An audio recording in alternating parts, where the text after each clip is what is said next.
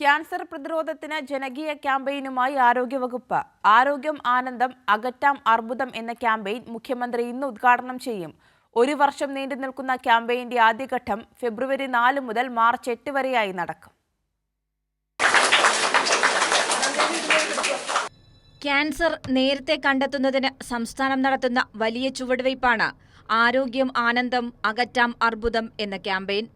സർക്കാർ സ്വകാര്യ മേഖലകൾ സഹകരിച്ചുകൊണ്ടാണ് ക്യാമ്പയിൻ സംഘടിപ്പിക്കുന്നത്.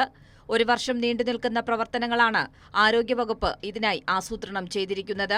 അതിന്റെ ആദ്യഘട്ട ക്യാമ്പയിൻ സ്ത്രീകൾക്ക് വേണ്ടിയുള്ളതാണെന്ന് മന്ത്രി വീണ ജോർജ് വ്യക്തമാക്കി.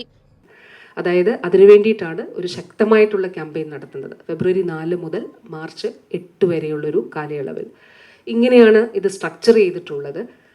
എല്ലാ ആരോഗ്യ കേന്ദ്രങ്ങളിലും സ്ക്രീനിങ് ഉണ്ടാകും. പ്രശസ്ത ചലച്ചിത്ര താരം മഞ്ജു വാര്യർ ഇതിൻ്റെ ഗുഡ്വിൽ അംബാസിഡർ ആയിരിക്കും.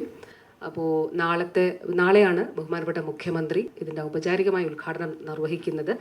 പഞ്ചായത്ത് തലത്തിൽ പ്രവർത്തിക്കുന്ന ഹെൽത്ത് സെന്ററിൽ വരെ സ്ക്രീനിങ്ങിന് സൗകര്യമുണ്ടാകും. BPL വിഭാഗത്തിൽപ്പെട്ടവർക്ക് പരിശോധന സൗജന്യമായിരിക്കും.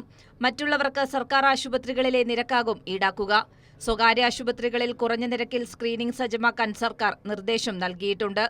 നവകേരളം കർമ്മ പദ്ധതി 2 ആർദ്രം മിഷന്റെ ഭാഗമായി ശൈലി ആപ്പ് വഴി ആരോഗ്യവകുപ്പ് നടത്തിയ സ്ക്രീനിംഗിന്റെ ആദ്യഘട്ടത്തിൽ ഏകദേശം 9 ലക്ഷത്തോളം പേർക്ക് ക്യാൻസർ രോഗസാധ്യതയുണ്ടെന്ന് കണ്ടെത്തിയിരുന്നു.